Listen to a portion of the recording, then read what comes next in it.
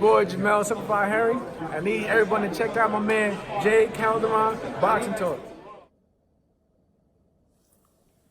What's up, y'all? It's your boy Calderon, Stand Clear Entertainment, and we're about to get into this week's boxing talk. This Saturday, June 1st at Madison Square Garden, New York City, yours truly, Calderon, will be in the building to cover this boxing event for the American debut of unified heavyweight champion of the world, Anthony Joshua from Great Britain, as he makes his first appearance in the United States fighting at Madison Square Garden, and he will be taking on top 10 heavyweight contender, Mexican-American Andy Ruiz Jr. Now, this is a fight matchup where Ruiz took this fight on about 4 to 5 weeks notice, very short notice, because of the fact of New York, Brooklyn's own Jamel Big Baby Miller, who tested positive for several different steroids. And it was a very shameful situation for Jamel Miller to come out testing positive for a fight when he talked so much trash about Anthony Joshua and about steroids used, and he winded up getting popped for steroids. This is just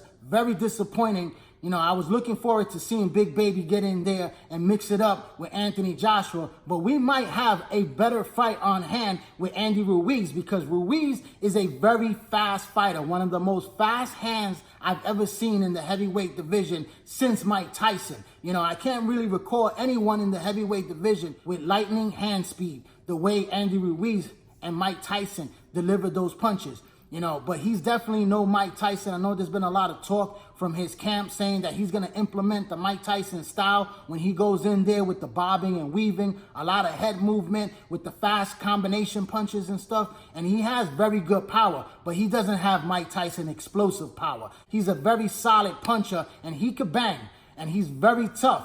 You know, he brings that Mexican warrior spirit into the ring, and he's going to put up a very competitive, good fight. But how long would this fight last is the question. You know, he has a very good chin, a solid chin. But Anthony Joshua is a big guy. He has a very good, solid jab, and he can box and he could bang as well. He has good hand speed as well, and he could crack much harder. Very big puncher in the heavyweight division. Not the Deontay Wilder one-punch knockout power, but he has power to really hurt you and put you away early in the fight.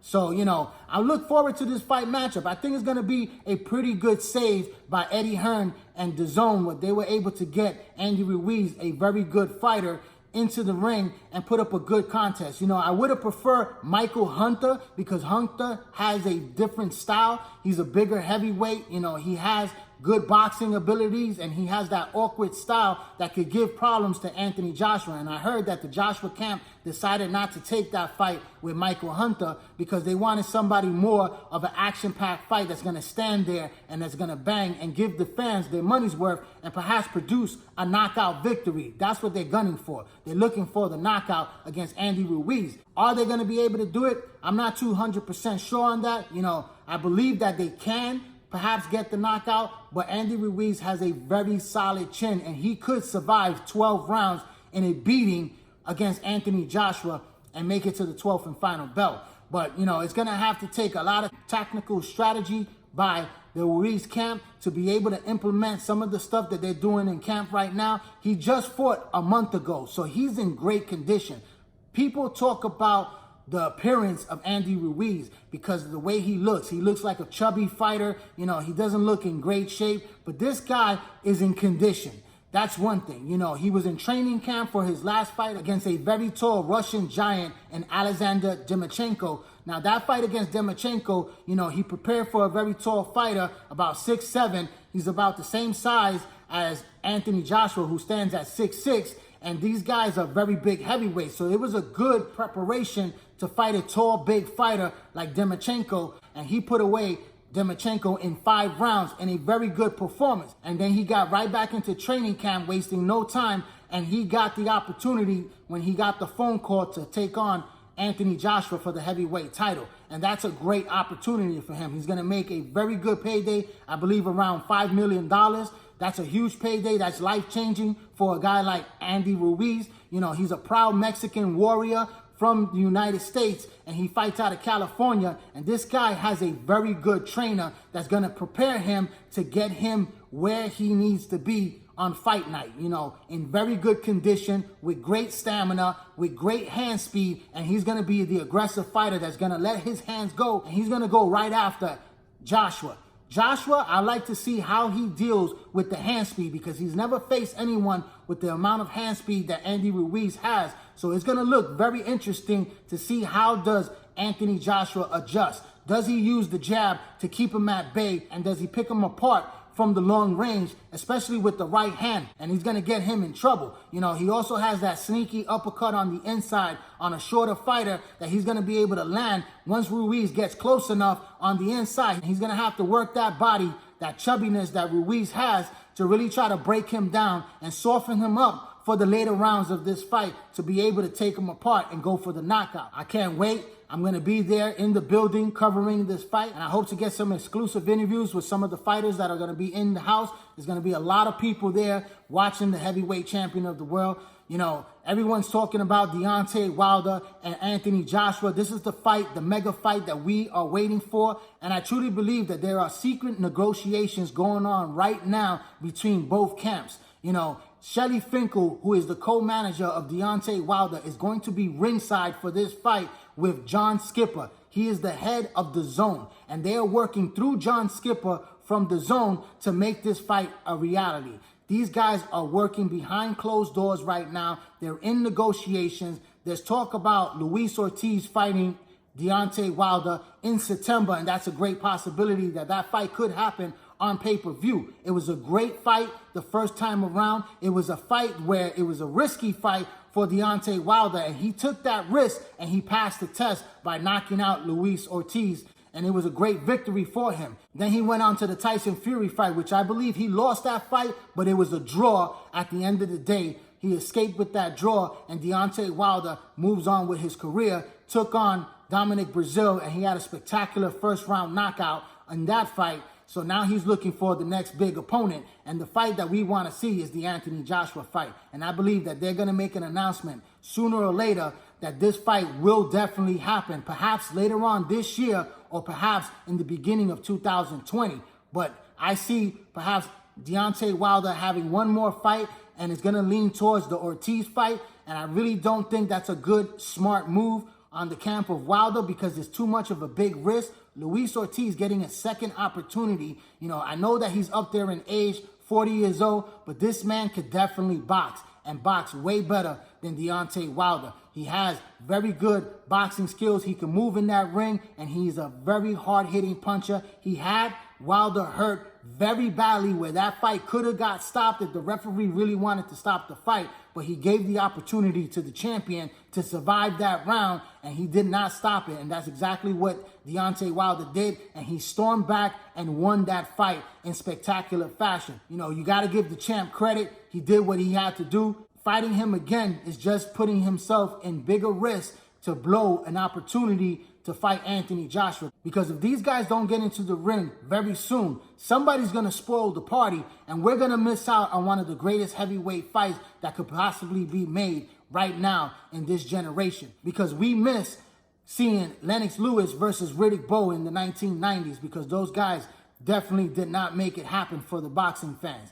But this fight right here has to be made. There's a lot of money on the table. The boxing fans are demanding this fight. It could be pay-per-view or it could be the Zone. I believe it's a two-fight deal that's going to happen, because there's going to be a rematch clause for either man. And I see that the Zone is going to pay a lot of money to have the first fight on their live stream network, where they could show this fight for $20 for the boxing fans. And a lot of people are going to tune in and subscribe to the Zone just to see this fight happen. I believe whether whoever wins or whoever loses, that the rematch will happen, definitely guaranteed, on Showtime pay-per-view. I think that's what's going to be the negotiation part of this deal, of a two-fight deal between Anthony Joshua and Deontay Wilder. And why not?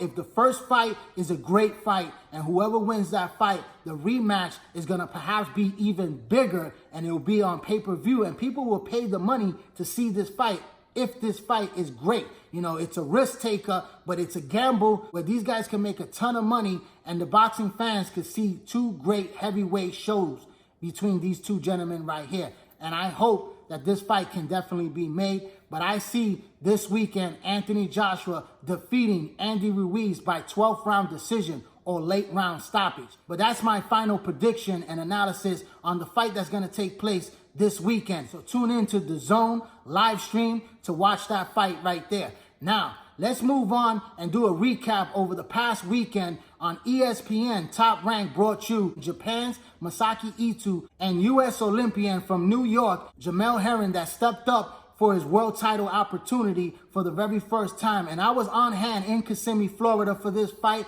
and it was a great atmosphere. I gotta tell you, there were so many Marine Corps that were in the building to cheer on their fellow Marine, and it was a great thing to see these men there showing so much support in the building. You know, just when Jamel Herring came out on that ring walk entrance, when he was playing New York State of Mind, Nas, that had me pumped and amped. Just watching him walk out there, you know, as a true New Yorker, representing hip-hop, representing, you know, that New York State of Mind as a Marine with the American flag. It was so much pride in the building. You know, he went in there and he put on a boxing clinic, looked very sharp with his jab, putting his combinations together well, going to the body, and just beating Masaki Ito to the punch throughout this fight. You know, he was putting up a game fight from the Japanese warrior that showed that championship heart. But I saw Jamel Herring just dominating this fight and just putting on a boxing display, a one-sided fight where he won by unanimous decision to capture the WBO junior lightweight division of 130 pounds. And now this man is a world champion. Congratulations to Jamel Herring, a great victory. You know, this man has had a long road. A lot of people might not know that he was part of the PBC stable with Al Heyman as his advisor, and he used to fight on the PBC cards, and then went over and joined the pound for pound king, #1 fighter in the world, Terrence Bud Crawford, and his camp, where Bomac, who trains Bud, took over the training for Jamel Herring and also became his manager to guide his career. And they brought him to Top Rank, Bob Arum, where Bob Arum had him fight 3 consecutive back-to-back fights, where he won those fights and got his title shot opportunity against Masaki Ito, who they brought over from Japan to come back to the place where he won the title. This was a great opportunity that was given to Jamel Herring, and he was able to shine in this fight and become a world champion. So my hat's off to him in a successful story. Now he looks on to perhaps a title unification against the #1 best 130-pounder in the world, the WBC super featherweight champion from Mexico, Miguel Berchelt. This is a great matchup, a very tough fight for Jamel Herring. You know, Berchelt could box as well. He has very good punching power, and he's extremely tough, very skillful fighter. And this is a fight matchup where a lot of people are going to tune into this fight on ESPN platform, and it's going to get a lot of attention because these are the best fighting the best. And that's something what Gervonta Davis should be doing. He should be taking on these type of challenges and fighting dangerous guys like Berchelt. You know, it's a fight that I see that it's perhaps a 50-50 fight. I believe so. I think it's a 50-50 fight between Jamel Herring because of his boxing skills, his technique, and because Miguel Berchelt is such a versatile fighter that he could box and he can also bang with very good punching power. But it's a fight where I see that it's going to be a very good, entertaining, competitive fight, and I can't wait. But that's my final recap on the fight that took place. I'd like to thank everyone for tuning into this YouTube channel right here, J. Calderon Boxing Talk. Please hit that little red subscribe button. Put your email information in so you get all my notifications. Once I drop a new video, hit that bell icon, hit that like button, hit that share button, drop a comment. Follow me on all social media platforms, on Twitter, on Instagram, and join the Facebook boxing group page, all under the same name, J. Calderon Boxing Talk. I'm J. Calderon, Stand Clear Entertainment. Thanks for your support. Keep watching, and please subscribe.